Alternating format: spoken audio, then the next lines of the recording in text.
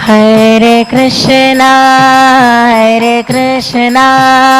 कृष्ण कृष्णा हरे हरे, हरे राम राम राम हरे हरे।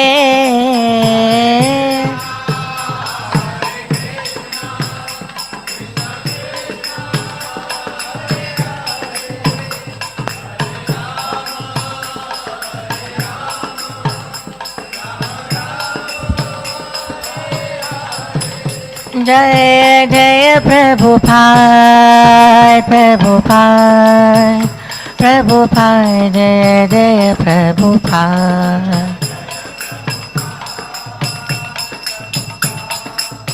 कुछ चढ़ाई ना चढ़ाई।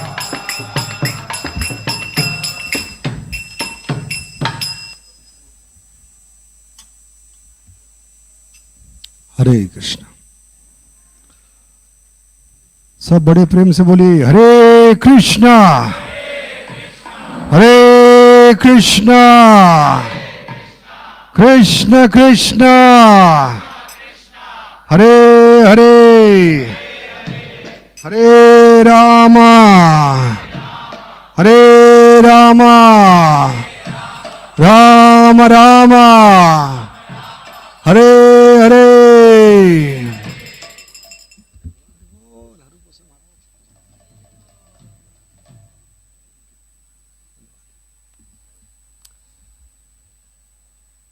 हरे कृष्ण। जय राधा माधवा कुंज बिहारी,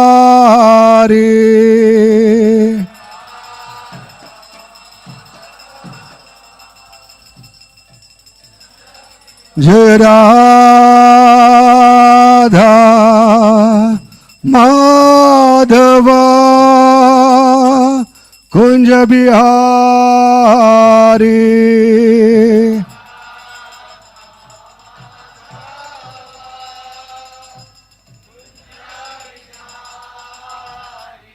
जय राधा माधवा कुंज बिहारी,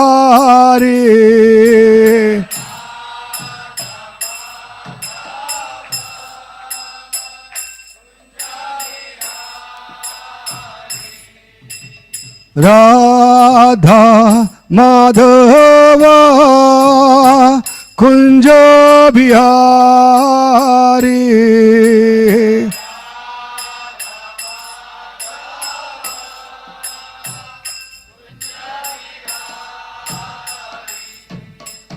गोपी जन वल्लभा गिरिवरधारी,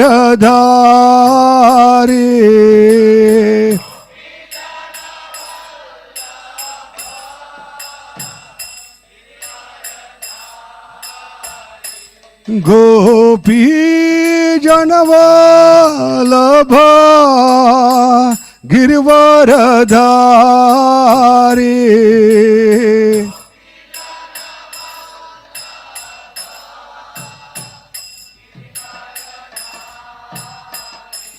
गोपी जन वल्लभा गिरिवरधारी,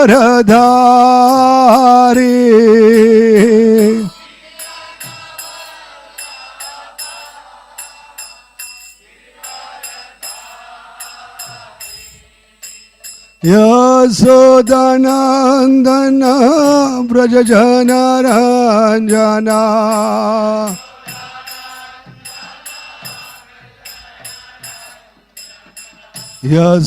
यशोदनंदन ब्रज जन रंजना,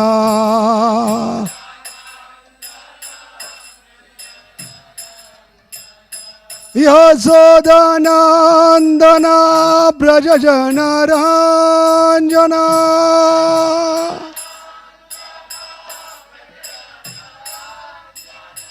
यशोदनंदन ब्रज जन रंजना,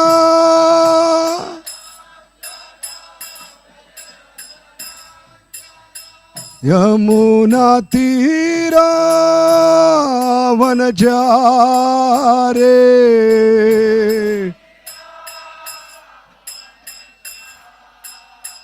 यमुना तीरा वनचारे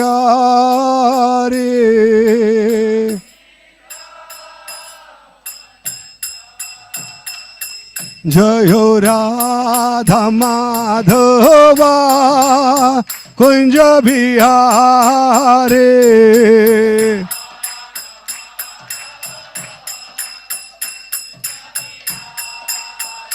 जयो राधा माधवा कुंज बिहारे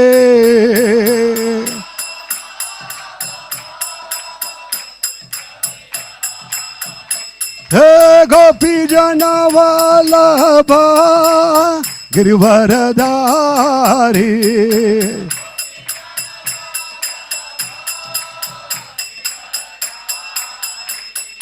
गोपी जन वल्लभा गिरिवरधारी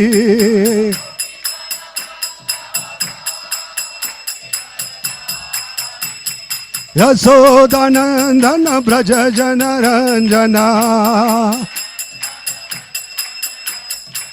यशोदानंदन ब्रज जन रंजना यशोदानंदन ब्रज जन रंजना यशोदानंदन ब्रज जन रंजना यमुना तीरा वनचारे यमुना तीरा वनचारे जय राधा माधवा कुंज बिहारी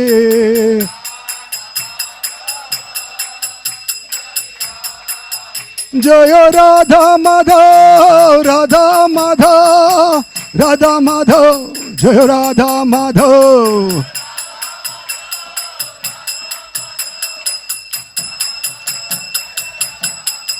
जय राधा माधव राधा माधव राधे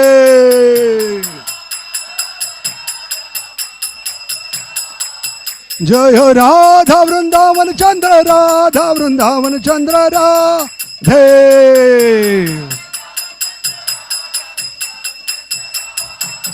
जय राधा कुंज बिहारी राधा कुंज बिहारी राधे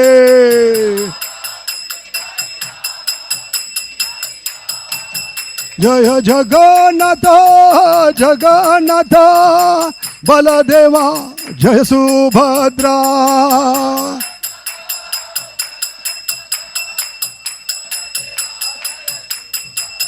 जय गौरानिताय गौरानिताय गौरानिताय जय गौरानिताय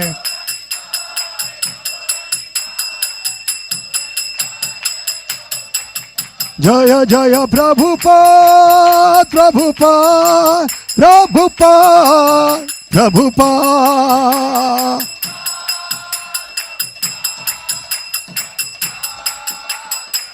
निताय गौर हरि बोल हरि बोल हरि बोल हरि बोल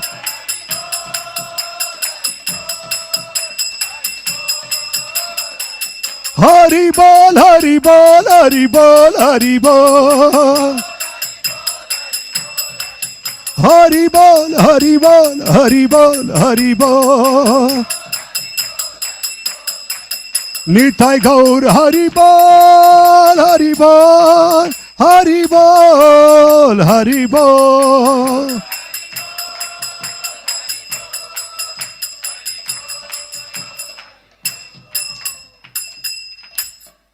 हाय गौर प्रेम जो विष्णुपाद परमहंस प्रियोचार्य ऐसे भक्ति वेदांत स्वामी शिल प्रभुपाद की इस्कॉन विबिड फाउंडर आचार्य ऐसे भक्ति वेदांत स्वामी शिल प्रभुपाद की saviour of the whole world Srila Prabhupada की प्रेम से कहो श्री कृष्ण चैतन्य प्रभु नित्यानंद श्री अद्वैत गदाधर शिवासदि गौर भक्त की, नामाचार्य श्री हरिदास ठाकुर की।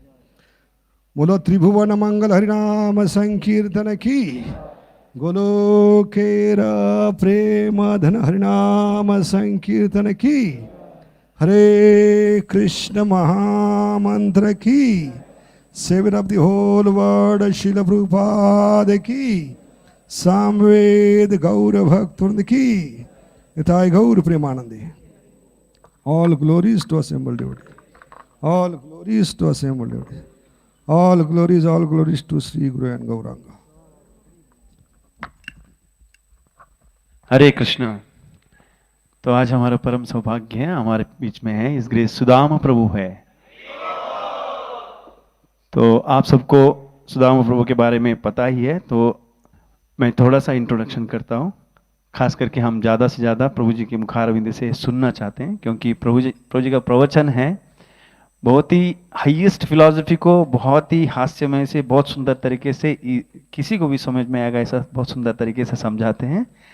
तो प्रभु जी बहुत सीनियर डिवोटी है। जब राधे श्याम प्रभु और गौरांग प्रभु और प्रभु जी साथ में भक्ति करके आए हैं। यहाँ पर प्रभु जी जब जॉब कर रहे थे, राधे श्याम प्रभु और गौरांग प्रभु जी भी साथ में रहते थे। और प्रभु जी खास करके हरिनाम के ऊपर जोर देते हैं और सुंदर तरीके से जप करते भी हैं, और जप के बारे में बहुत ही डीप फिलॉसफी समझाते भी हैं।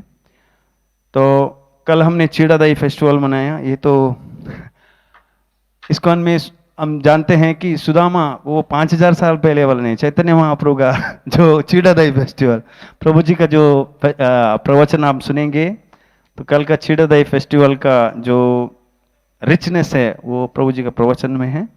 तो आइए हम प्रभु जी को स्वागत करते हैं। एक बार उनके ही जो पसंद वाला हरि नाम को उच्चारण करते हैं, हृदय से प्रेम से एक बार जोर से हरे कृष्ण महामंत्र उच्चारण करके उनका स्वागत करते हैं। हरे कृष्णा कृष्ण कृष्ण हरे हरे, हरे राम राम राम हरे हरे। हरे कृष्ण। साधु हरे कृष्ण।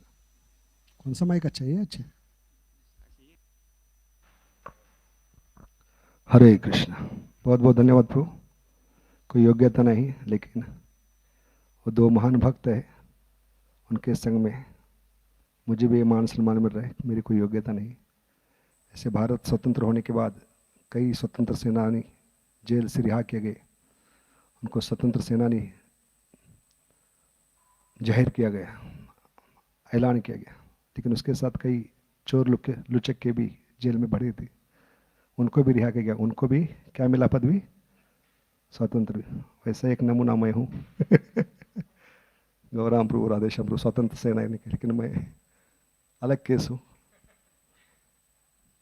तो भक्तों के संग में रहने से, सीनियर बनने से यह ऑपुलेंस है इस्कॉन का, कि भले आपकी योग्यता हो ना हो, लेकिन आप किसके संग में हैं वो देखकर लोग आपको पहचानने का प्रयास करते हैं। तो ये आपकी गलती नहीं प्रभु जी। ये गलती मेरी है। हरे कृष्ण। तो आज हम ओम नमो भगवते वासुदेवाय, ओम नमो भगवते वासुदेवाय, ओम नमो भगवते वासुदेवाय।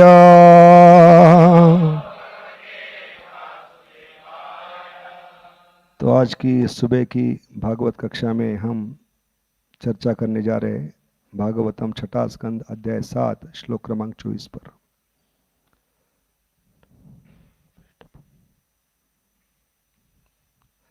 त्रिपिष्टम्पम किम गणयंत भेद, मंत्रा भृगुनाम नु शिक्षितार्था, न विप्र गोविंद गवीश्वराना, भवन्ति भद्राणि नरेशराणा। त्रिपिष्टपं किं गणयन्त्याभेद मंत्रा भृगुनाम अनुशिक्षितार्था न विप्र गोविंद गवीश्वराना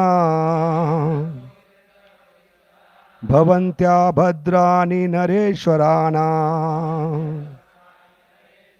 त्रिपिष्टं पं किं गणयन्त भेद मंत्रा भृगुनामनुशिक्षितार्था न विप्र गोविंद गवीश्वराना भवन्त्या भद्राणि नरेश्वराणा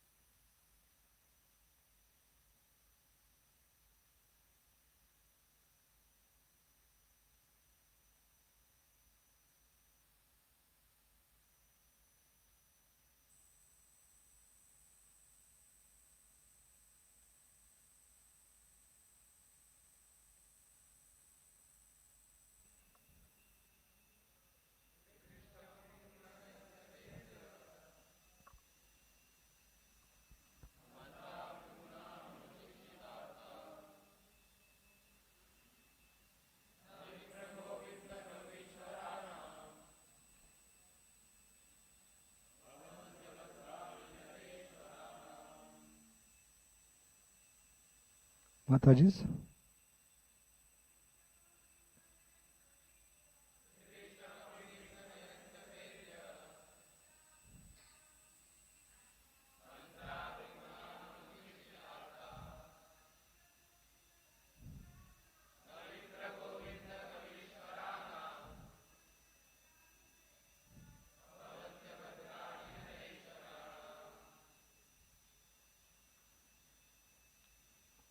हरे कृष्ण। त्रिपिष्टम ब्रह्मा जी सहित सभी देवतागण किम क्या गणयंती परवाह करते हैं अभेद मंत्रा गुरु के आदेशों का पालन के लिए दृढ़ प्रतिज्ञा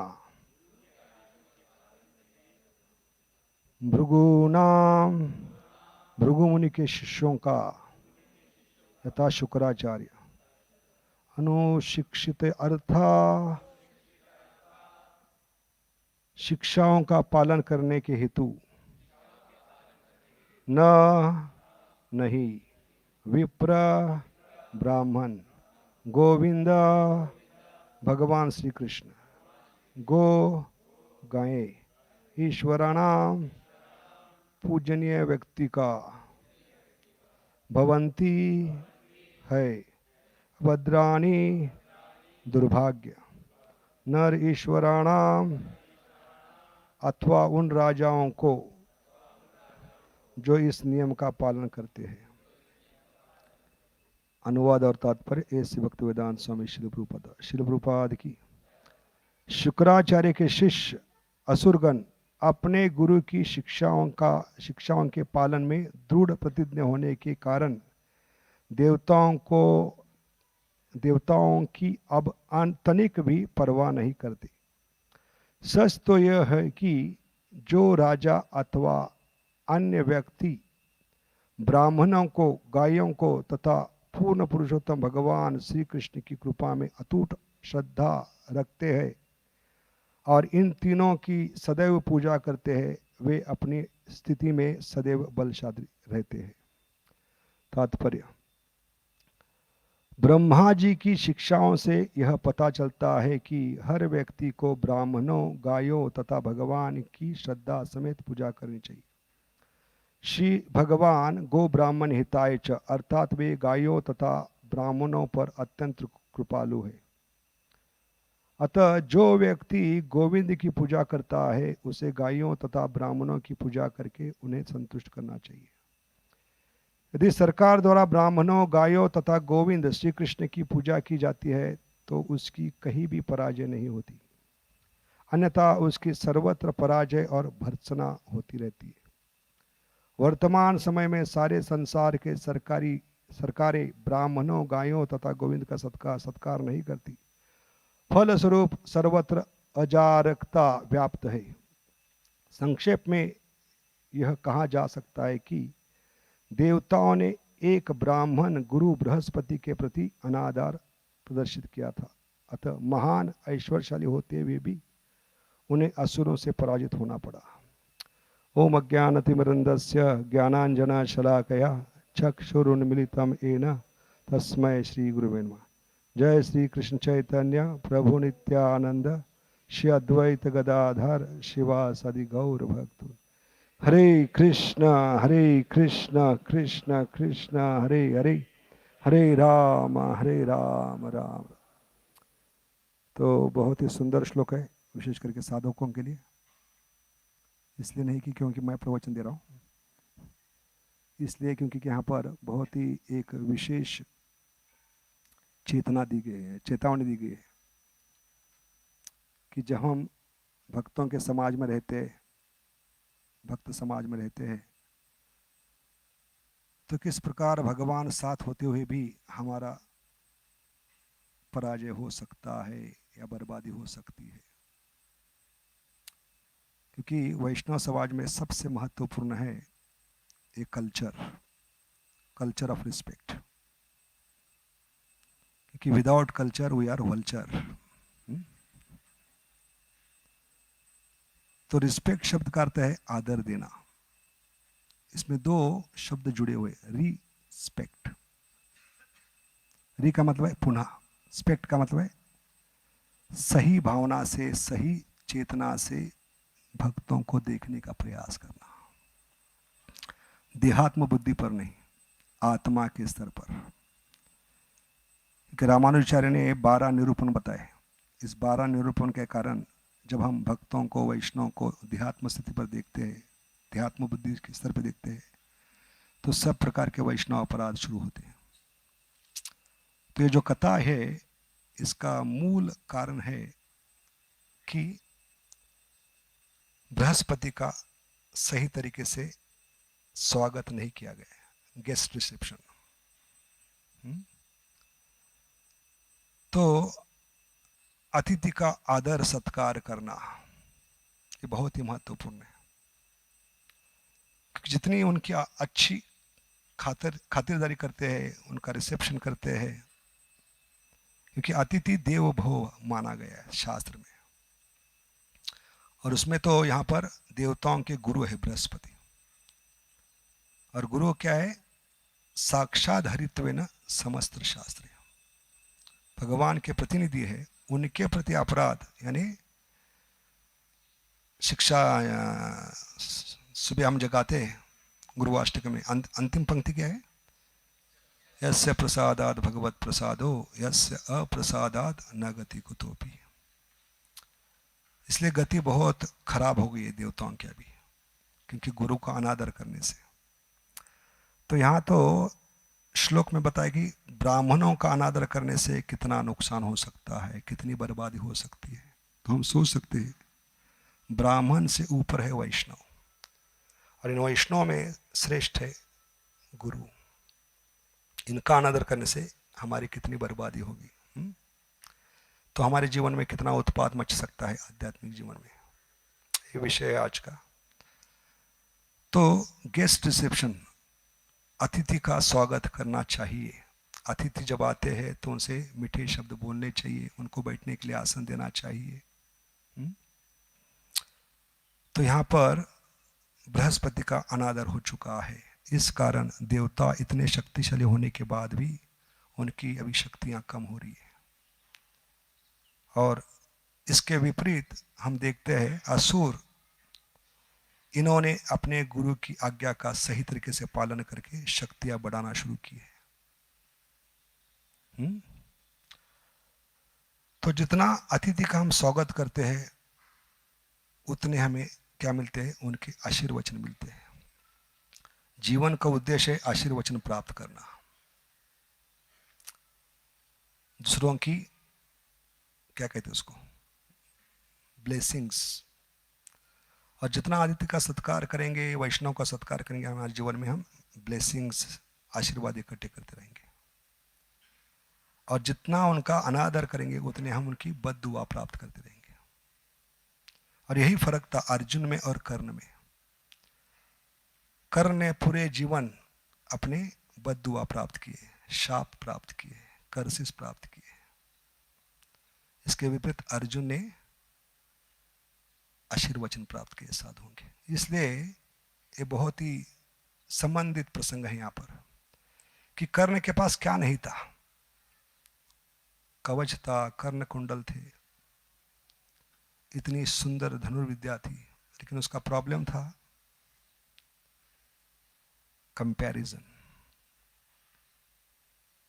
हमेशा वो तुलना करता था।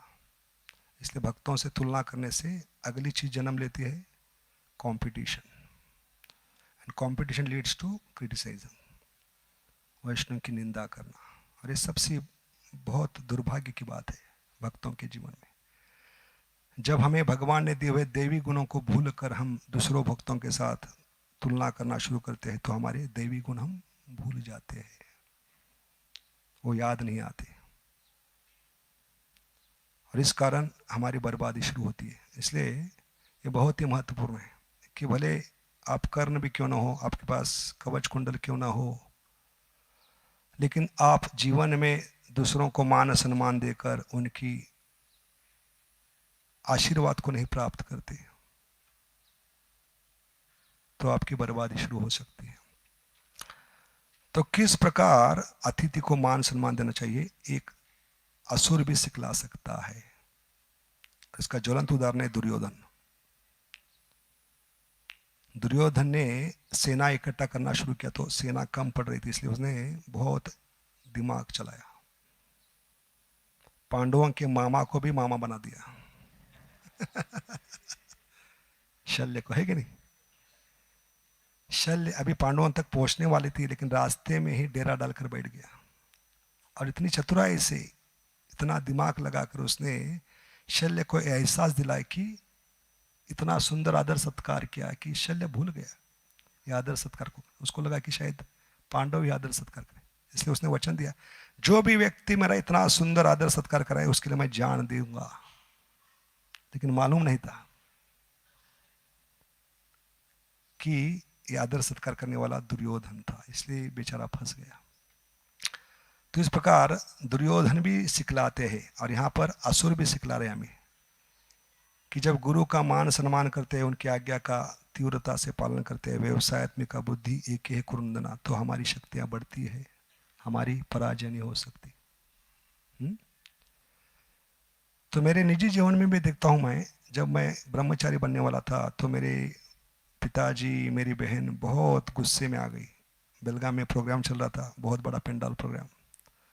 उस पेंडाल प्रोग्राम में वो आकर बहुत दंगा करने लगे, हमारे पुत्र को दे दो, हमें वापस चाहिए स्टेज पे। तो हिज होलनेस राधानाथ महाराज जी ने बहुत सुंदर वहाँ पे एक वैष्णव एटिकेट का नमूना प्रस्तुत किया। उन्होंने भरी सभा में स्टेज पर मेरे पिताजी को अपने गले की माला निकाल कर डाल दी और वो उसी जगह पिघल गए। इतने हजार लोगों को भीड़ में इतने बड़े स्वामी अपने गले की माला निकाल कर मेरे गले में डाल दे, तो उस हार से उन्होंने हार मान ली।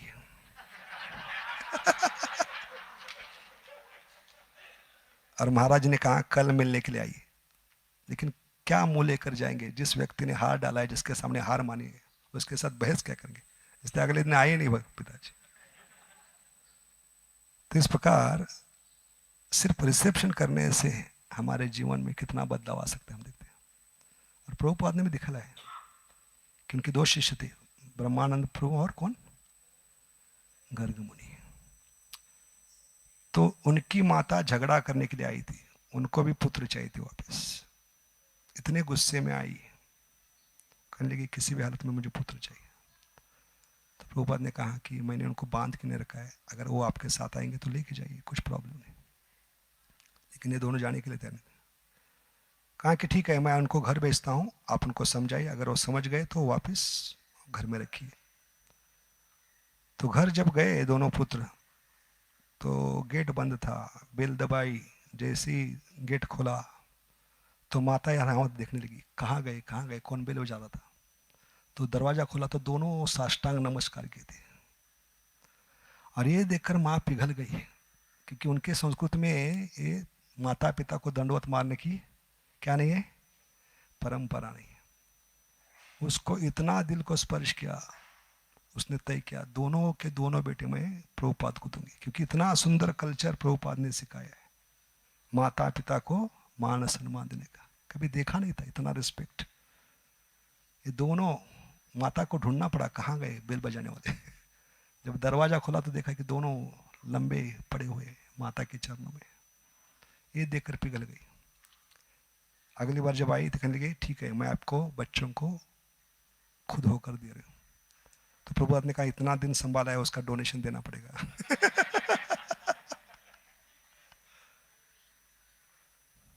तो प्रभुपाद इतने क्या थे, चाणाक्ष थे।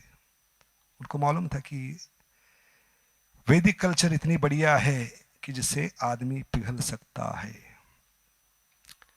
इसलिए हम देखते हैं चैतन्य महाप्रभु ने भी हमें सिखला है।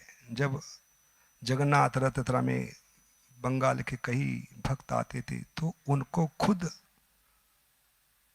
रिसीव करने के लिए, क्या कहते हैं हिंदी में, उनका स्वागत करने के लिए खुद महाप्रभु भक्तों को लेकर कहाँ पहुंचते थे, अठरनाला जगन्नाथ। और हर व्यक्ति के गले में माला डालते थे और उनके माथे पर चंदन लगाते थे। चंदन लगाने की विधि क्या, क्योंकि अगर आदमी गर्म है तो उसका दिमाग ठंडा हो जाएगा, इसलिए। क्योंकि इस प्रकार आदर सत्कार करना चाहिए कि आदमी जो दुश्मन भी है वो दुश्मनी भूलकर क्या होना चाहिए, प्रेम का संबंध जोड़ने का प्रयास करना चाहिए। तो ये बहुत ही महत्वपूर्ण है कि हम आदर सत्कार करने की इस विधि को अपनाएं, क्योंकि इससे नुकसान नहीं होगा। अरे भजन क्रिया में बहुत मदद करती है। तृणादपि सुनीचेन तरोरी व सहिष्णुना अमानेन मानदेन कीर्तनीय सदारी। तृण से भी ज्यादा नम्र बनकर, वृक्ष से भी ज्यादा सहनशील बनकर दूसरों को मान सम्मान देना। क्या भजन है वो, सकली सन्माने, सकले सन्माने करते।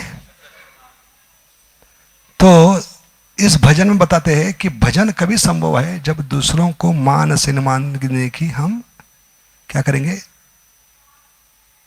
आदत डालेंगे। अभी दूसरों को मान सम्मान क्यों देना चाहिए,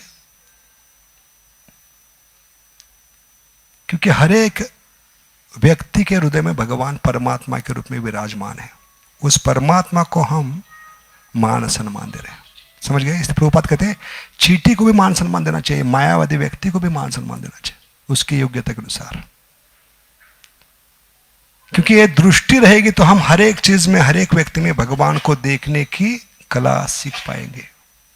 बाहिर नरसिंहो हृदय। जैसे प्रहलाद महाराज अपने पिता के भी उद्धार के लिए प्रार्थना करे, है कि नहीं? जिस पिता ने पूरा जीवन को खत्म करने का प्रयास किया, उस पिता के लिए भी वो प्रार्थना करे। क्यों? क्योंकि उनको एक जीव के स्तर पे देखने का प्रयास करें, एक आत्मा के स्तर पे। जितना हम शरीर के स्तर पे देखने का प्रयास करेंगे तो उतना हम उस भक्त के प्रति अपराध कर बैठेंगे, देहात्म बुद्धि के कारण। इसलिए प्रभुपाद कहते हैं कि वैदिक कल्चर से, वैष्णव एटिकेट से हमें क्या मिलेगा? वैष्णव एटिकेट हमें टिकट देगी भगवत धाम का। तो भक्त अगर पंछी के समान है, भक्तिविनोद ठाकुर कहते हैं, तो उसको दो पंख होना चाहिए। पहला पंख है अटेंटिव डीलिंग्स विथ वैष्णवास, सदाचार,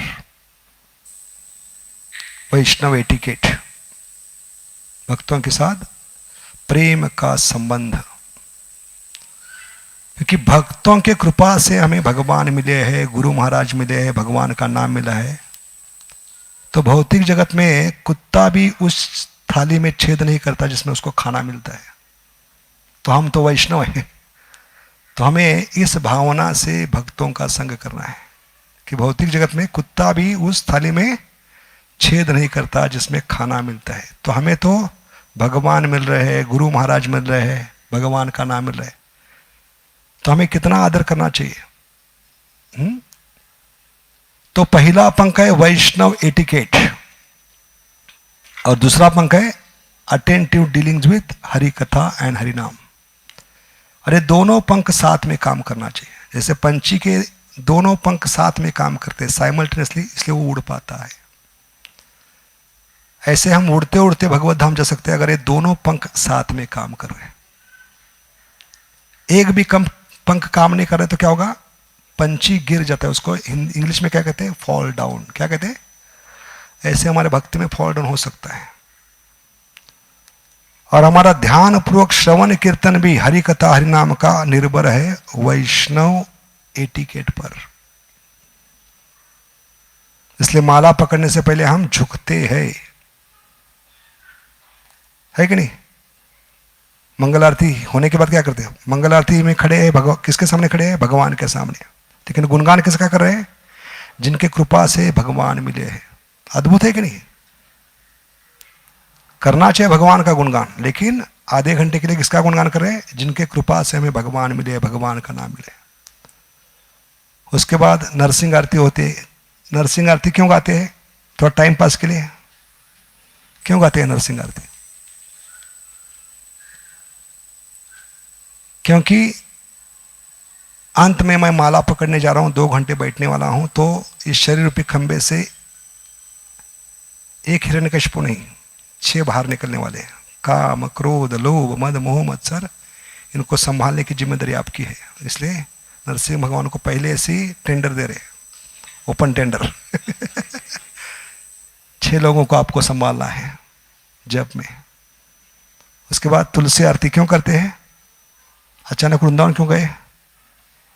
तुलसी महाराज को प्रार्थना कर रहे हैं, वो भी वैष्णव है, परम वैष्णव है। प्रार्थना कर रहे हैं कि आप तो 24 घंटे भगवान के चरणों में रहती हो, कम से कम 2 घंटे भगवान के नाम में रहने की बुद्धि, शक्ति, कृपा हमें कीजिए। तो ये तुलसी आरती का उद्देश्य है। हर एक का एक उद्देश्य है।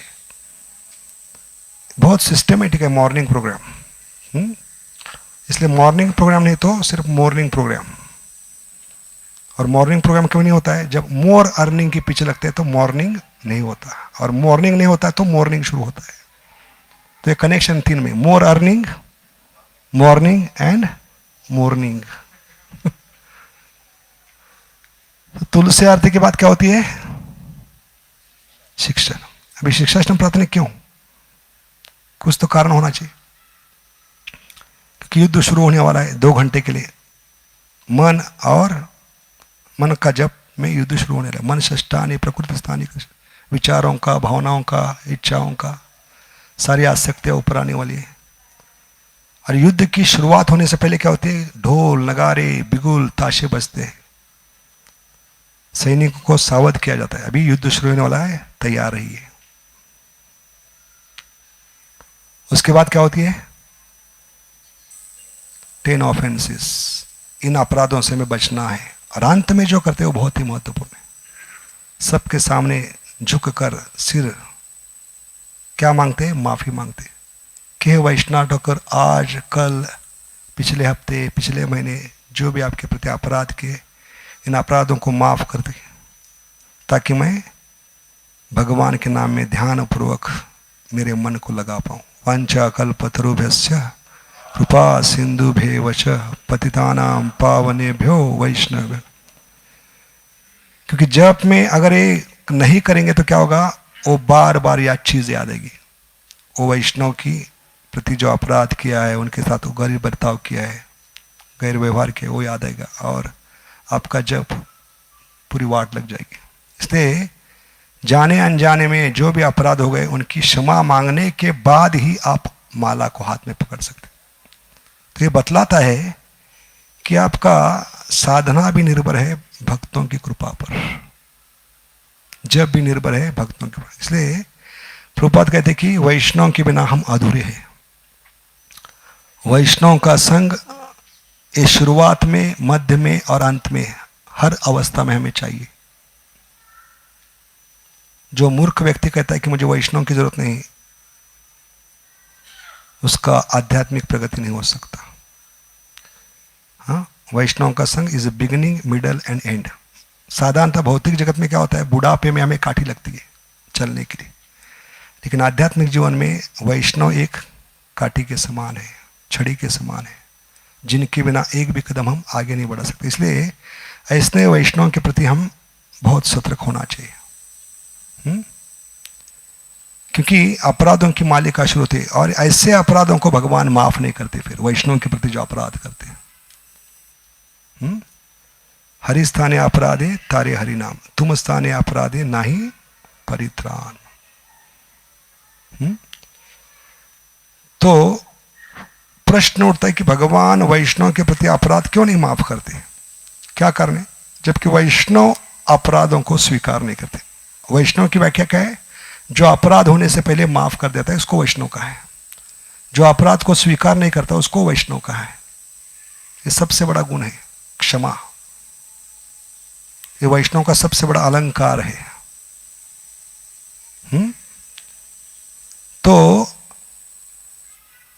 ये जो भगवान के भक्त होते हैं वैष्णव, वो अपराधों को माफ करते, लेकिन भगवान क्यों नहीं माफ करते?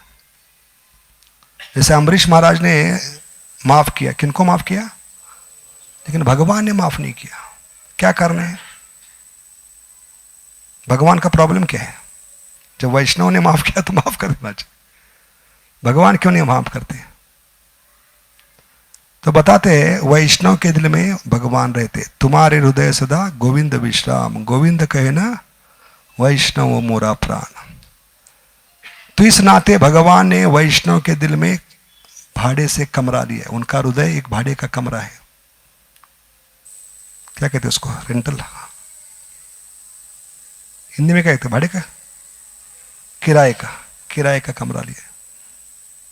उनका हृदय किसके समान है? अभी आचार्य कहते हैं एक किराए के कमरे के समान। वो छोटे से कमरे में भगवान को वैष्णव ने जगह दी है। तुम्हारे हृदय सदा गोविंद विश्राम, गोविंद कहे ना वैष्णव मोरा प्राण।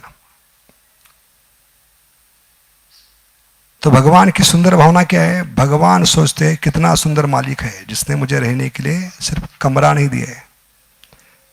घर में जो भी नया चीज आती है, जो भी बनता है, पहले मुझे लाकर देता है, मुझे भोग चढ़ाता है।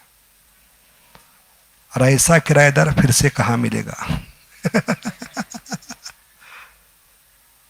इसलिए वैष्णव पे कोई हमला करता है, उसकी निंदा करता है, उसके दिल को दुखाता है, तो ठेच किराएदार को पहुंचती है। इसलिए भगवान पहले बाहर निकलते हैं। जैसे आप किराएदार बनकर रह रहे और मालिक इतना अच्छा है, घर में जो भी बना रहा है आपको पहले खिला रहा है, तो ऐसे मालिक पे कोई हमला करने के लिए आता है, उसको दिल दुखाने का प्रयास करता है, तो पहले बाहर कौन आएगा? किराएदार। क्योंकि ऐसा मालिक खत्म होगा तो मुझे रहने के लिए और ऐसा कमरा अच्छा नहीं मिलेगा। इसलिए भगवान किराएदार के नाते सामने आते। भले मालिक ने माफ कर दिया लेकिन किराएदार माफ करने, ये भावना होती है भगवान सूर्य की। इसलिए ये बहुत ही महत्वपूर्ण है कि हम ऐसे वैष्णव अपराध से बचे। तो प्रभुपाद कहते हैं वैदिक कल्चर इतना सुंदर है, हम सारे जगत को आमंत्रित कर सकते हैं। जैसे एक बार उदाहरण दिया जाता है, एक बड़े ग्राउंड पर, स्टेडियम पे हजारों करोड़ों लोग आए थे और छोटे 7 बच्चों को आगे किया गया। सबके हाथ में एक बोर्ड था, इंग्लिश के अल्फाबेट थे। किसी के हाथ में W था, किसी के हाथ में E था, किसी के हाथ में L था, किसी के हाथ में C था, किसी के हाथ में O था, किसी के हाथ में M था, किसी के हाथ में E था। और एक एक करके बच्चों को स्टेज पे छोड़ा गया और बच्चों ने आकर लाइन में खड़े होकर इस सीक्वेंस में खड़े हो गए। तो सारे स्टेज के लोग, सारे स्टेडियम के लोग तालियां बजाने लगे। क्यों? क्योंकि वो बच्चे एक साथ मिलकर क्या कर रहे थे? स्टेज पर सारे आए हुए व्यक्तियों का स्वागत करें। WELCOME, welcome. ऐसे प्रभुपाद कहते हैं we can welcome the whole world by following Vaishnava etiquette. तो अभी प्रश्न उठता है कि हम इस वैष्णव एटिकेट को इतना गंभीरता से क्यों नहीं ले रहे हैं? क्या समस्या है? क्योंकि हमें बद्धता है, हमें हमेशा मान सम्मान की अपेक्षा होती है, दूसरों को मान सम्मान देने की इच्छा नहीं होती। इस कारण हम देखते हैं कि साधारणता बद्ध जीवात्मा लेने की आदत रखता है, देने की आदत रखता नहीं। और ये हमें समझना चाहिए, लेने में नुकसान है, देने में नुकसान नहीं है। इसलिए आध्यात्मिक जीवन का रहस्य क्या है? In giving you get. जितना दोगे भगवान भर भर के देंगे। समझ गए? तो जितना मान सम्मान दोगे क्या होगा? सामने का व्यक्ति भी आपको मान सम्मान देने की इच्छा करेगा। जैसे भौतिक जगत में किसी बैंक में डायरेक्ट जाकर आप विड्रॉल नहीं कर सकते, बैंक में घुसकर मैनेजर को नहीं कह सकते मुझे पैसे निकालना है। पहला प्रश्न होगा तुम्हारे बाप का अकाउंट है क्या? ऐसे भक्तों के प्रति अकाउंट होना चाहिए, डायरेक्ट विड्रॉल नहीं करना चाहिए। पूंजी लगाना चाहिए, पूंजी लगाएंगे तभी पूंजी निकाल सकते हैं। और भक्तों के साथ ये रिश्ता ही काम आएगा। इसको रिलेशनशिप का है, because all other ships are going to drown in this material world. Only relationship can save you and shave you. और मेरे साथ हुआ कि राधेश्याम प्रभु और गौराम प्रभु का रिलेशनशिप देखकर मैं पिघल गया। कभी सोचा नहीं था कि मुझे ब्रह्मचारी बनना है। कभी पैंट उतर गई, कभी धोती आ गई, कभी बाल उड़ गए, पता नहीं चला। सब कुछ फिक्स था, बिजनेस करना है, शादी फिक्स हो गई थी, सब फिक्स हो गया था। लेकिन ये देखकर मैं पिघल गया। ये सिर्फ Vaishnav relationship that has turned my life. कि इतना प्रेम उनसे जो मिला जो कभी मेरे माता पिता से नहीं मिला। कई जन्मों से मैं जो ढूंढ रहा था, उस प्रेम की तलाश कर रहा था, इन दो लोगों ने, जैसे पति और पत्नी होते हैं, मैं पहला बच्चा था उनका।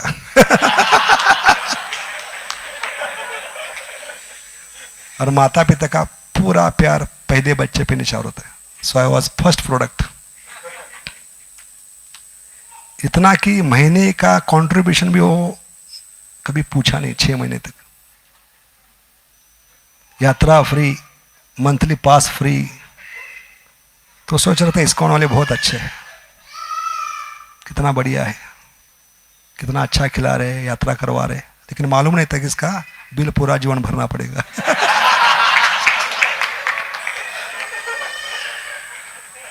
लेकिन अच्छा था,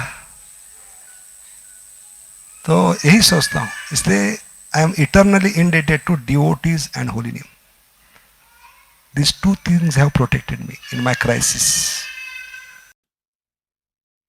इसलिए जो भी कहता हूं मैं हरिनाम के बारे में या वैष्णव relationship, these two things are missing in spiritual societies. अगर ये दो चीज होगी तो हम इसको वैकुंठ बना सकते हैं. तो प्रभुपाद कहते हैं मेरे मंदिर क्या है, वैकुंठ है. वैकुंठ क्यों नहीं है? क्योंकि ये दो चीज नहीं हो रही है. Attentive dealings with Vaishnavas and attentive dealings with Hari कथा एंड हरिनाम, दोनों पंख कट गए हमारे यहाँ, इसलिए बार बार फॉल डाउन हो रहे हैं. इसका कारण यही है. इसलिए हम जितना इस पे ध्यान देंगे, क्योंकि बाहर का व्यक्ति आता है 33 कोटि देवताओं को त्याग कर, स्वजनों को त्याग कर 84 लाख घूमने के बाद आता है इस आशा से कि वैष्णव के पास प्रेम होगा. बहुत आशा लेकर आता है वो, क्योंकि भगवान ने ये प्रेम डिपॉजिट किया है. क्या है वैष्णव? कौन है? जिनके पास भगवान ने डिपॉजिट किया. क्या है उसको इंग्लिश में? जमा के. इंग्लिश में एक शब्द होता है डिपॉजिटर्स, और इन्वेस्ट किया है नहीं, मोनोपोली. भगवान को देने की मोनोपोली किसके हाथ में है? कृष्ण से तुम्हार, कृष्ण देते पार, तुम्हारी शक्ति आज. आम्ही तो कंगाल, कमिंग फ्रॉम बंगाल, हाय तो पाच पाच.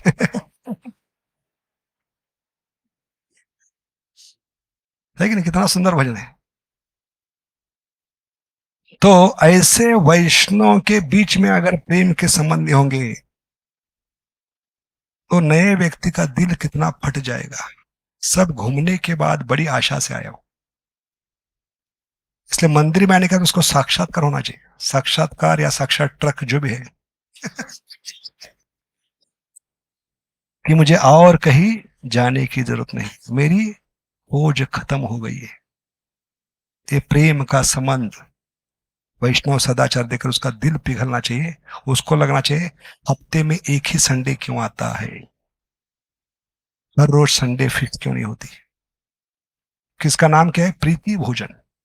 किस पे भोजन करना है? प्रीति पे. अगर प्रीति नहीं तो क्या करेंगे फिर? इसलिए हमारी जिम्मेदारी है वैष्णव की, जितने भी लोग पहली बार आए उनको वापिस भौतिक जगत में जाने की जरूरत नहीं पड़नी चाहिए. अगर जाएगा तो उसका पाप हमें लगेगा, उसका फल हमें लगेगा. क्योंकि वैष्णव के नाते हमारी जिम्मेदारी है वो व्यक्ति वापिस फिर से भौतिक जगत में देवी देवताओं के पास न जाए. इतना प्रेम देना चाहिए, उसको लगना चाहिए कि यही मेरा परिवार है. और इस परिवार का नाम है वासुदेव कुटुंबक. क्या नाम है? वासुदेव. और यही उद्देश्य है सत्संग का, कि गृहस्थ लोग अपना छोटा परिवार को हफ्ते में एक दिन इस बड़े परिवार में लेकर सम्मिलित करें और बताए बेटा मैं रहूंगा नहीं रहूंगा, लेकिन ये परिवार आपको देखभाल करेगा. ये श्रद्धा उत्पन्न करना, एक कॉन्फिडेंस उत्पन्न करना, ये सत्संग का सबसे बड़ा उद्देश्य है. अगर ये सफल हो गया तो हम भगवान को प्रसन्न कर रहे हैं. कि गृहस्थ आश्रम में क्या होती है? कुपमुंडक होती है, वृत्ति होती है, वहां से बाहर निकलना बहुत मुश्किल है. जैसे एक बार समंदर का मेंढक कुएं के मेंढक के पास कहने लगा बाहर निकलो दोस्त. क्यों? इससे बड़े पानी का जलाशय आपको दिखाऊंगा. कहले इम्पॉसिबल, 40 साल से मैं इस कुएं में रह रहा हूं, इससे बड़ा कौन हो सकता है. इस प्रकार उनको बाहर निकलना बहुत मुश्किल है. लेकिन जब वैष्णव का प्रेम, भक्तों का प्रेम जो समुद्र के मेंढक के समान उनके पास जाकर बताते कि इससे बड़ा परिवार है भगवान का परिवार, उसमें आप सम्मिलित हो जाइए प्रीति भोजन में. कि भगवान हर रोज क्या करते? यमुना किनारे, यमुना तेरा वनचारी, दोपहर के 1 बजे अपना टिफिन बॉक्स खोलते थे कि 1 बजे तक भगवान को भूख नहीं लगती. क्यों? क्योंकि यशोदा माई इतना भरपेट खिलाती थी, वो खिलाया हुआ डाइजेस्ट करने के लिए मामा को खिलौना भेजना पड़ता. कौन मामा? कंस मामा.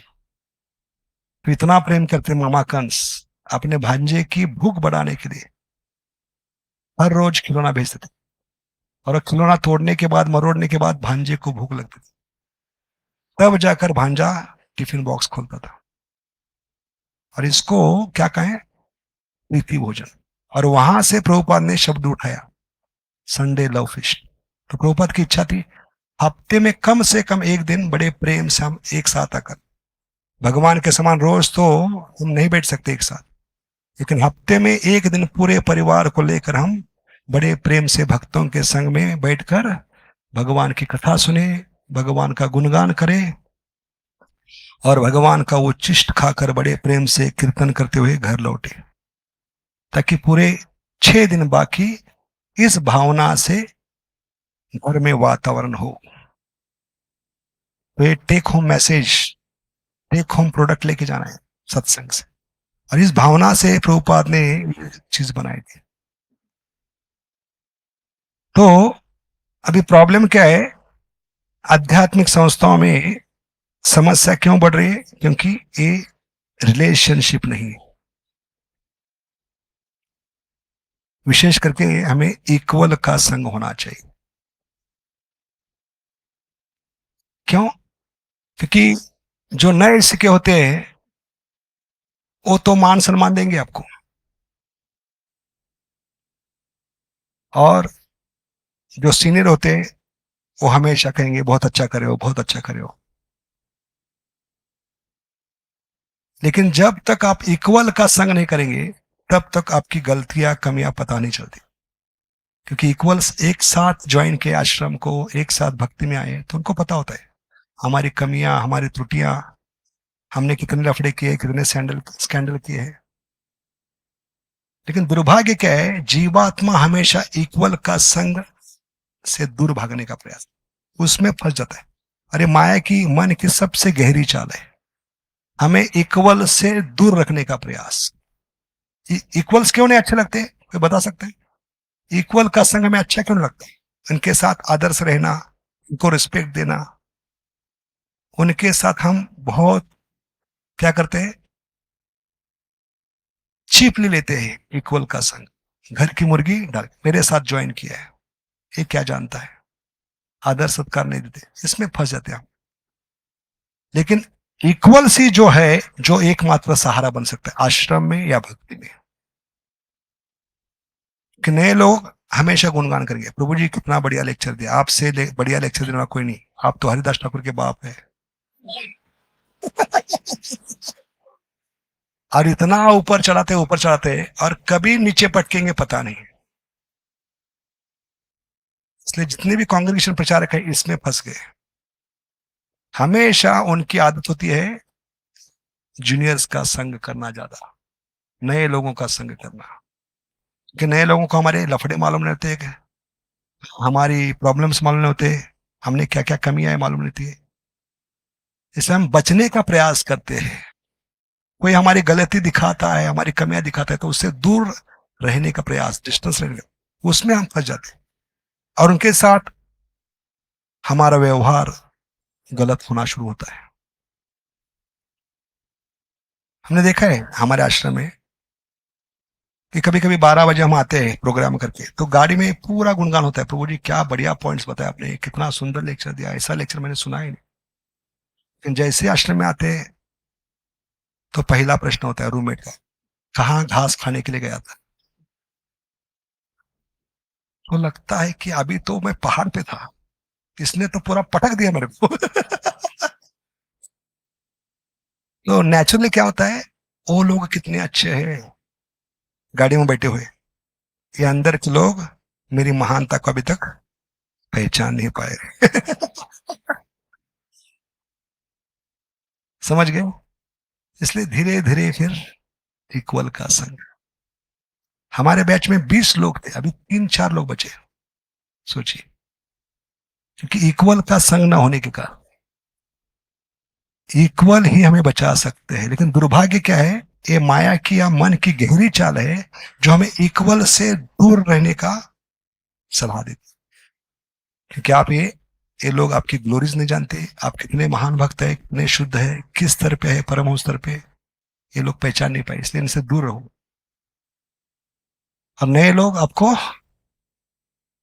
हवा देते रहते हैं और दिमाग में हवा चली जाती है, समझ गए? इसलिए हमें विशेष करके इक्वल के साथ व्यवहार बर्ताव अच्छा होना चाहिए, उनको आदर देना चाहिए, क्योंकि अंततः वही लोग आपको बचा पाएंगे। सोचिए, भरत महाराज का कोई इक्वल होता तो कान पकड़ सकता था, तो भरत महाराज गलत रास्ते पे जा रहे, क्योंकि भरत महाराज अकेले गए थे। एकांत की भक्ति उत्पात ये वही, एकाकी नाही बल पाए हरिनाम संकीर्तन। उसका कोई इक्वल होता तो कान पकड़ता। इसलिए गुरु को भी कर्णधार का है, कर्ण धरनारा, कर्णधार, कान को पकड़ने वाला। ऐसे इक्वल में वो क्षमता होती है, गलत रास्ते पे जा रहे हैं, कुछ गलती कर रहे हैं तो आपको सुधार सकते हैं, लेकिन हमें क्या होती है, ठेठ पहुंचती है अहंकार को, मैं गलत कैसे हो सकता हूं। अभी तो गाड़ी में सुना हरिदास ठाकुर का बाप को, ये तो मुझे वैसा समझ रहा है अभी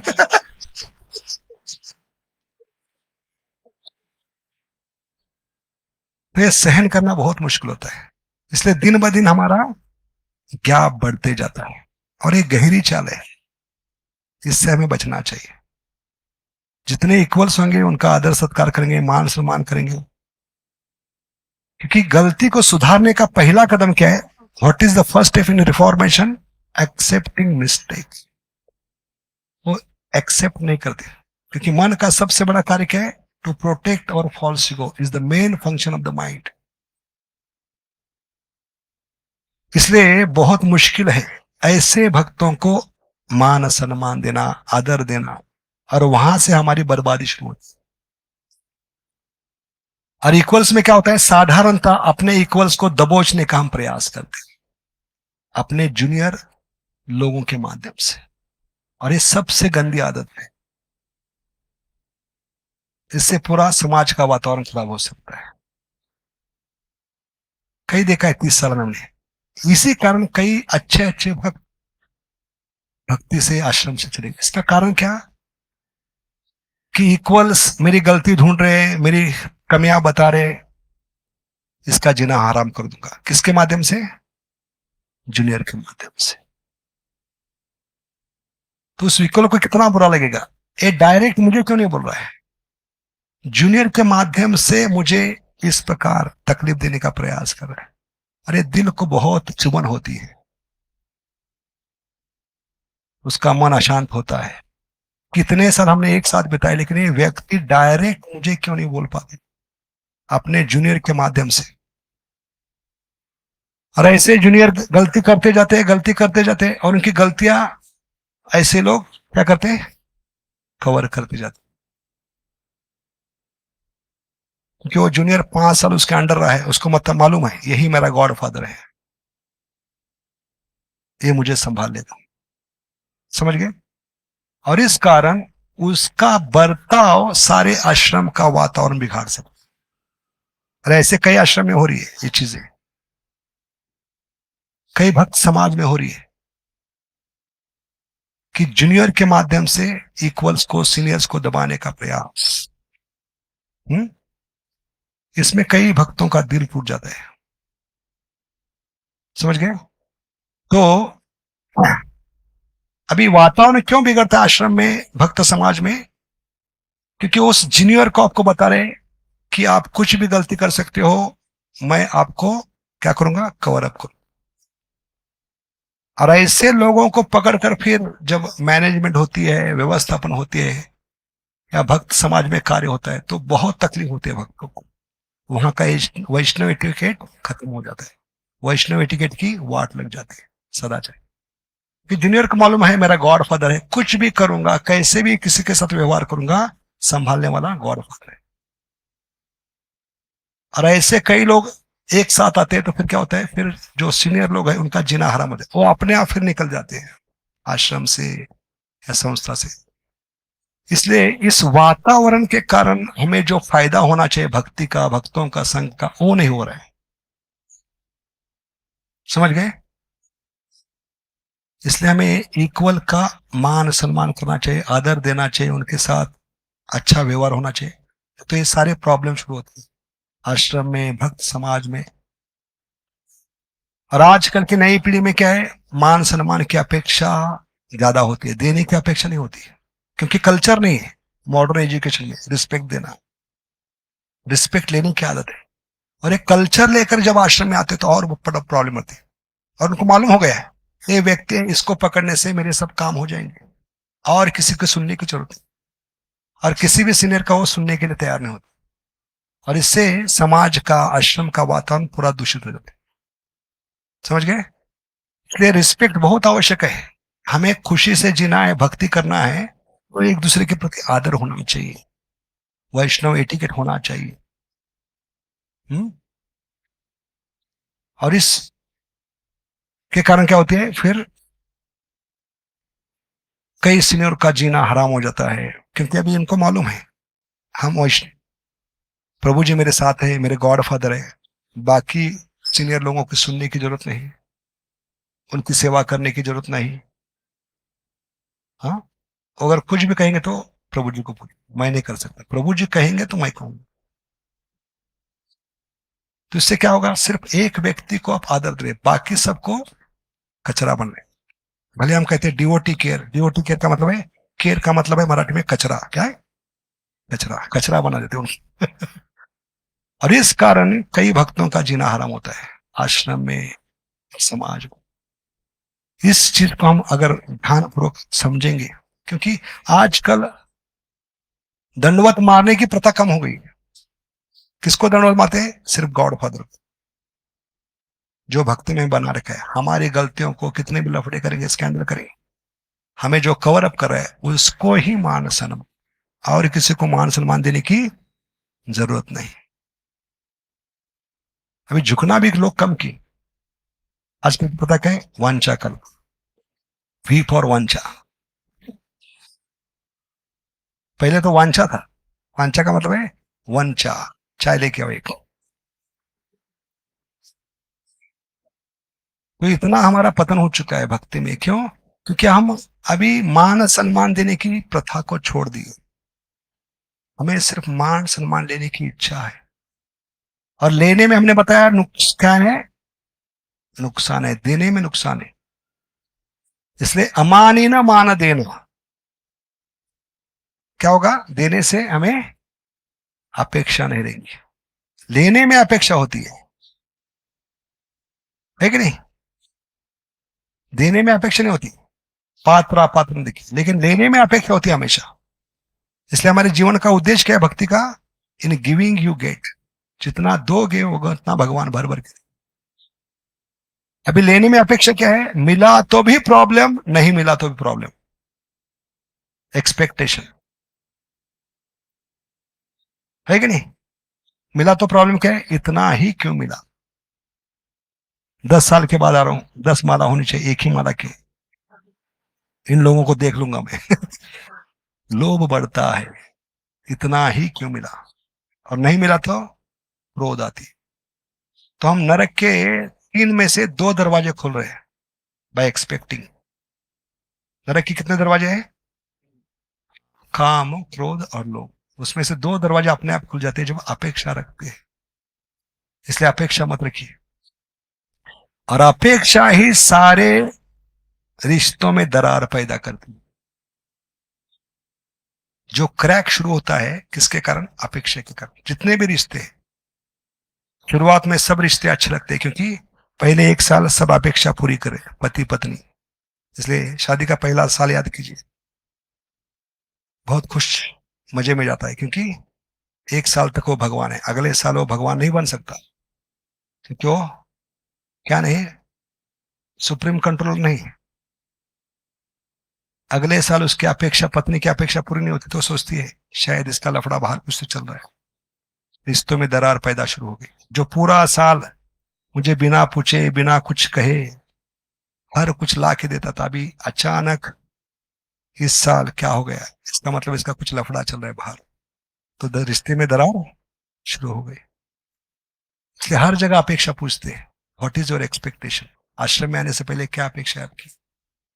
नौकरी पे पूछते हैं व्हाट इज योर एक्सपेक्टेशन, शादी में पूछते हैं व्हाट इज योर एक्सपेक्टेशन। क्योंकि अपेक्षा मस्तिष्क में होती है, दिमाग फोड़कर देख नहीं सकते, इसलिए पहले पूछना पड़ता है अपेक्षा क्या है। कि हर एक चीज हम अपेक्षा से करते हैं, एक्सपेक्टेशन। इसलिए प्रहलाद महाराज जी कहते हैं भक्ति में, आध्यात्मिक जीवन में सुखी बनना है तो don't expect anything from anyone except Krishna. कि भगवान एकमात्र है जो आपकी अपेक्षा पूरी कर सकते हैं, क्योंकि वो परिपूर्ण है। पति परमेश्वर, बच्चे परमेश्वर, 1 साल के लिए, 2 साल के लिए, हमेशा के लिए परमेश्वर नहीं हो, भगवान नहीं है। उनमें कमियां हैं, त्रुटियां हैं, और इस कारण धीरे धीरे रिश्तों में दरार। समझ गए? हर रिश्ता अच्छा लगता है, क्योंकि जितना उस व्यक्ति का संग करते हैं उतने दुर्गुण ऊपर आने लगते हैं। घर की मुर्गी दाल के बराबर, है कि नहीं? और वो दुर्गुणों को देखकर हम अपेक्षा नहीं करते कि इतना गंदा आदमी होगा, इतनी कमियां होगी, तो धीरे धीरे उससे डिस्टेंस रखने का प्रयास करते, आदर मान सम्मान देना कम करते। मुझे पता नहीं था कि इतना गंदा आदमी है, इतनी कमियां हैं, इतनी त्रुटियां हैं। त्रुटियां तो होगी, मनुष्य का मतलब 4 त्रुटियां। इसलिए we have to accept as it is. जैसे भगवान ने हमें निस्वार्थ स्वीकार किया है, हमारे कमियों के बावजूद, त्रुटियों के बावजूद, हमारी बद्धता के बावजूद, हमारे इतने स्कैंडल के बावजूद, प्रॉब्लम के बावजूद, भगवान ने हमें प्रेम करना छोड़ा नहीं। को कहते हैं निस्वार्थ। Krishna is accepting us as it is. वो लेगेसी आगे बढ़ना चाहिए। We have to accept the person before us as it is. जितना अपेक्षा रखोगे उतनी मुश्किल होगा, उतना दुख मिलेगा। और अपेक्षा दुख ही देती है, आशा ही परम दुखा नाम। इसलिए हम दुखी क्यों हैं? क्योंकि हर एक चीज से अपेक्षा रखते हैं, हर एक व्यक्ति से, हर एक भक्त से। लेकिन रिश्ते अपेक्षा पे निर्भर नहीं होना चाहिए। निस्वार्थ प्रेम पे होना चाहिए। We have to start accepting the person as it is. उनके कमियों के साथ, त्रुटियों के साथ। जैसे बच्चा बिस्तर में मलमूत्र करता है या बकेट में, टब में मलमूत्र करता है, तो बकेट फेंकना चाहिए, पानी फेंकना चाहिए, बच्चों को नहीं फेंकना चाहिए। माँ स्वीकार करती कि नहीं, कितना भी गंदा हो, लेकिन माँ को, हर माँ को क्या लगता है, मेरा ही बच्चा सबसे अच्छा है, दुसऱ्यांचा काळ्या माझा बाळ्या है।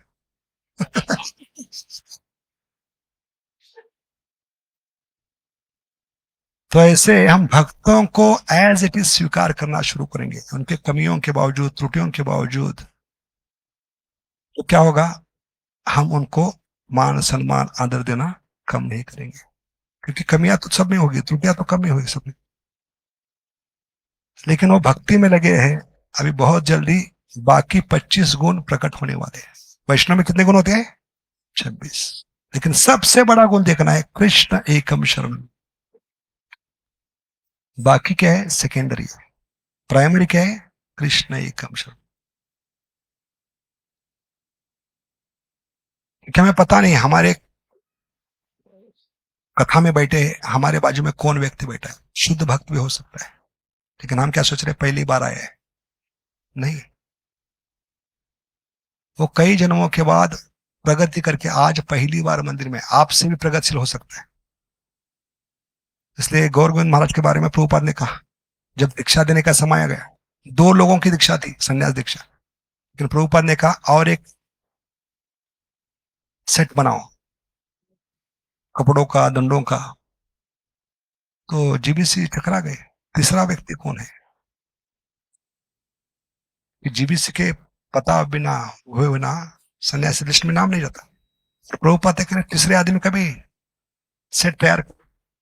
पूछा कौन है? प्रभुपाद ने कहा समय आने पर बताऊंगा। तो गौर गोविंद महाराज जो आए थे हिमालय से उतरकर प्रभुपाद को मिलने के लिए, तो पहली मुलाकात में जैसे प्रभुपाद ने अपने गुरु महाराज को दंडवत मारा, तो क्या कहा था प्रभुपाद के गुरु महाराज ने? तुम इतने पढ़े लिखे नौजवान हो, क्यों नहीं इस कृष्ण भावना का प्रचार अंग्रेजी भाषा में पाश्चात्य। वही लेगेसी प्रभुपाद ने चलाई गौर गोविंद महाराज को देकर। जैसे गौर गोविंद महाराज उस फटे कपड़े में बाल बड़े थे, दाढ़ी बड़ी थी, जटा बड़ी थी। उस भेष में प्रभुपाद को जब दंडवत मारा, आदर किया साधु समझकर, तो दंडवत मारकर उठे नहीं थे। प्रभुपाद ने पूछा, आपने सन्यास लिया है क्या? किस व्यक्ति को? जो जीवन में पहली बार मिल रहा है। देखिए, ये गुरु और शिष्य का रिश्ता होता है। इसलिए गौर गोविंद महाराज पहले व्यक्ति है जिनको तीनों दीक्षा एक साथ मिली, आज तक का रिकॉर्ड है।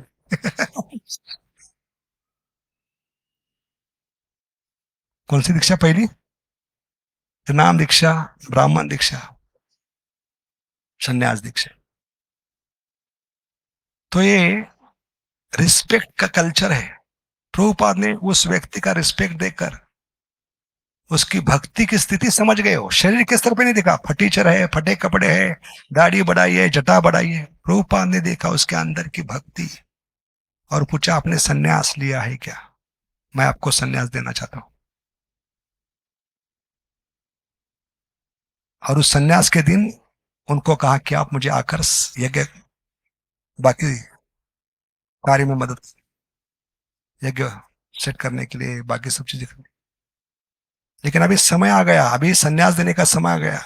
तो अभी तक लोग चकरा गए थे जीबी से, तीसरा आदमी कौन है, कौन है रे तीसरा? पता नहीं चल। उनको लगा ये तो नया है, इसलिए काम को लगाया इसको। अंत में सब सेवा होने के बाद प्रभुपाद के लिए, बैठ जाओ तुम भी। तो लोग चकरा गए, कहने लगे प्रभुपाद ये तो नया बंदा है, खड़ा है।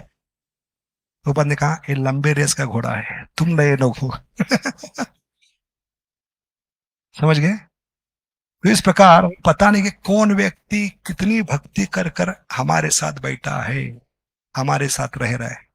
इसका अनादर मत कीजिए। लगने के लिए लगता सकता है कि हमारे बाद आ गया, लेकिन हमारे से आगे हो सकता है, लंबे रेस का घोड़ा हो सकता है। और यही कारण है कि सुनीति सूर्य जी की बर्बादी होगी। जब तक ध्रुव महाराज शुद्ध भक्त नहीं बने, तब तक भगवान ने उनकी अकाउंट फाइल नहीं खोली। जिस दिन ध्रुव महाराज शुद्ध भक्त बने, जितने भी अपराध सुरुचि के थे, भगवान ने फाइल खोल दी। एक एक के बाद बर्बादी शुरू हो गई। इसलिए वैष्णव अपराध, वैष्णव को आदर देना, यह हमारे बर्बादी का सबसे बड़ा कारण हो सकता है। इसलिए हमें बहुत ही ध्यानपूर्वक भक्तों का संग करना चाहिए। जितना हम भक्तों का संग ध्यानपूर्वक करेंगे, उतने भगवान को हम प्रसन्न करेंगे।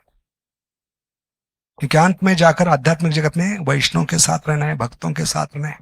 यहां पे अच्छा ट्रेनिंग नहीं लेंगे तो वहां उत्पात मचाएंगे।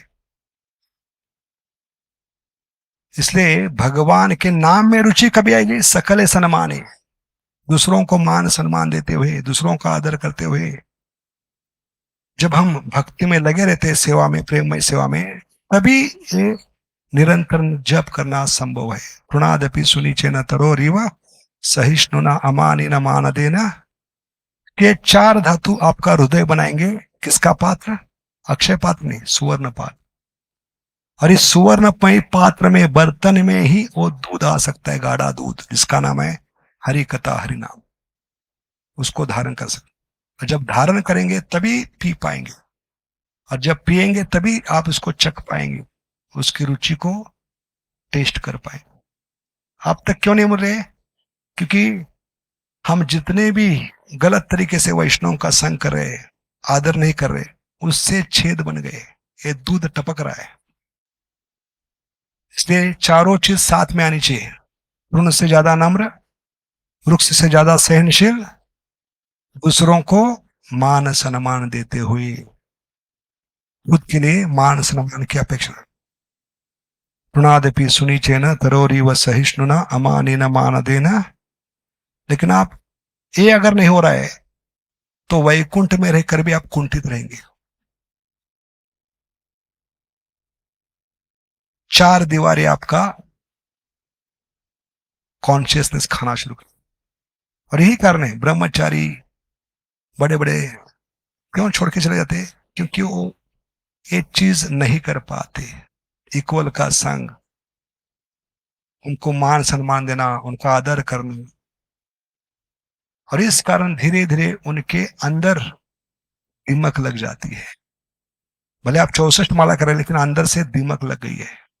पेड़ बाहर से भारी अच्छा लगता है, लेकिन अंदर से दिमक लगने के कारण एक हवा की झोंक भी उसको गिरा सकती है। ऐसे लोग पूछते हैं, प्रभु जी तो 64 माला कर रहे थे, क्यों चले गए? क्योंकि अंदर से ये वैष्णव अपराध की दिमक, दूसरों को मान सम्मान न देने की इच्छा, ये अंदर से क्या करे, दिमक के समान उसको खोखला कर रही है।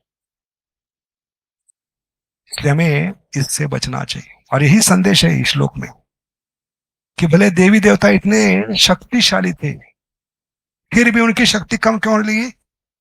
दूसरों को मान सम्मान देने की इच्छा नहीं, और इसमें तो गुरु की अपराध हो गई। इसलिए हमें हमेशा ध्यान रखना चाहिए, भक्ति में टिके रहना है, आखिरी सांस तक भगवान का नाम लेना है। हरे कृष्णा कृष्ण कृष्ण हरे हरे, हरे राम। इसलिए मैंने जीवन में एक ही लक्ष्य बनाया, जिन लोगों ने मुझे बचाया हरिनाम और वैष्णव, उनके प्रति, नए लोगों के पीछे नहीं भागना है। तो पूरा इसको अभी यूट्यूब में छाया है, नए लोग, लेकिन ये लोग इतना उठाएंगे और कभी पटक देंगे पता नहीं। उस चक्कर में आप भक्तों से दूर जाओगे, इक्वल्स का अनादर करोगे। आप हरे कृष्णा बोल नहीं सकते, प्रभुपाद नहीं बोल सकते, इस्कॉन का नाम ले सकते, तो किसके लिए आए भक्ति? फेमस बनने के लिए? क्या भगवान से फेमस ज्यादा बन सकते हैं आप? तो इस कंपटीशन में नहीं उतरना, हमें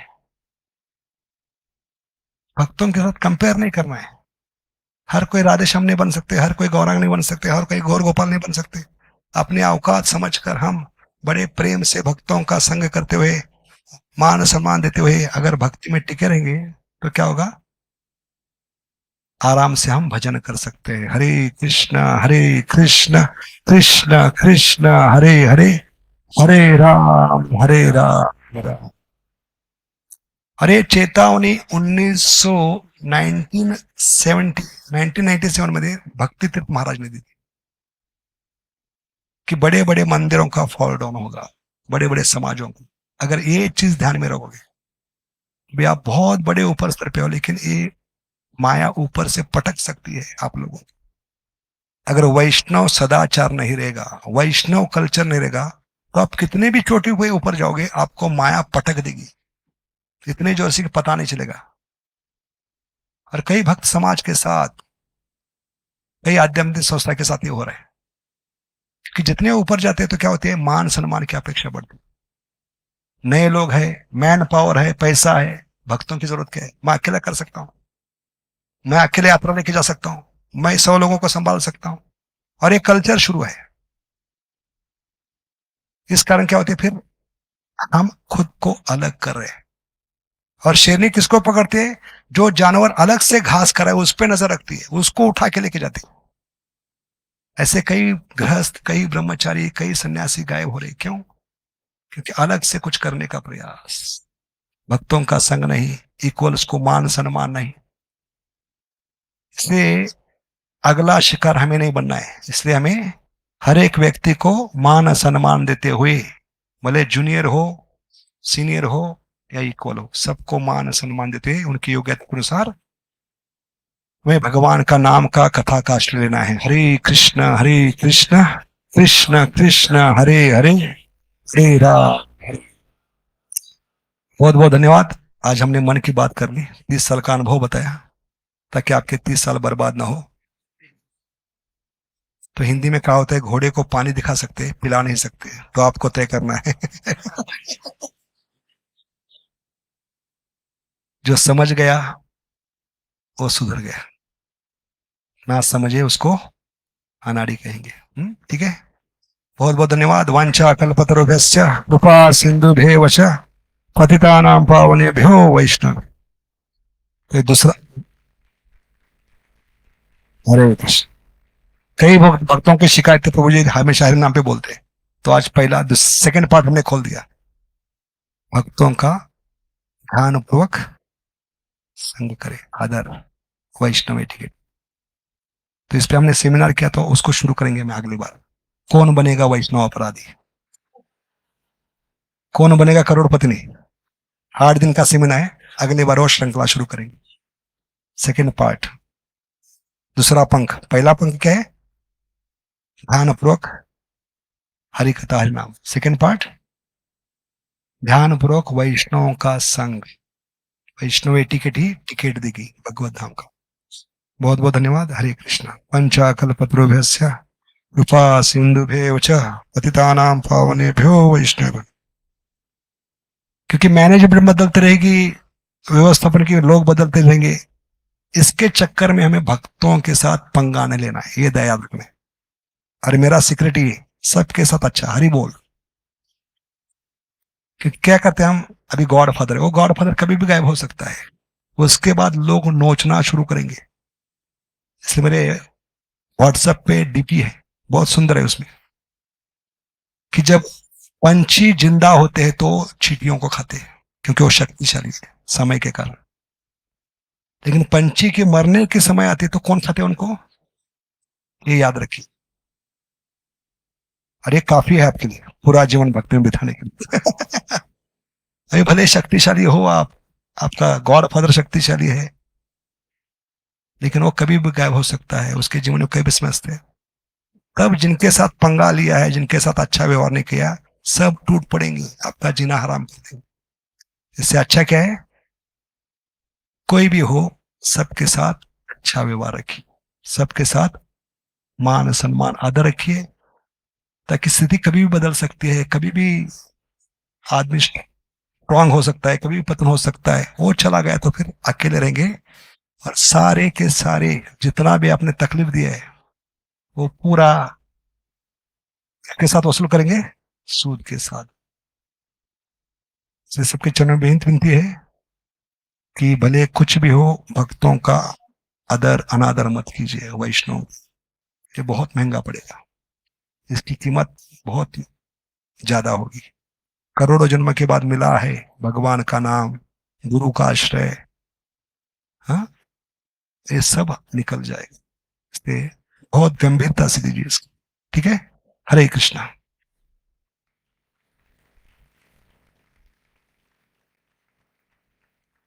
हरे कृष्णा। हम धन्यवाद करते हैं इस ग्रेस सुदाम को, बहुत सुंदर तरीके से वैष्णव रिलेशनशिप के बारे में बताए हैं। तो हरे कृष्णा महामंत्र बोल के उनको धन्यवाद करते हैं। हरे कृष्णा कृष्णा कृष्णा हरे हरे, हरे राम राम राम राम हरे हरे, हरे कृष्ण। हरे कृष्णा। कल स्नान यात्रा का फेस्टिवल होगा, तो सभी भक्तों से विनती है आप सब अपने परिवार के साथ और रिलेटिव के साथ आइए, और ज्यादा से ज्यादा मात्रा में भक्तों को लेके। और शाम को, आज शाम को बालाजी भगवान का बोट फेस्टिवल में भी सबका स्वागत है। हरे कृष्णा।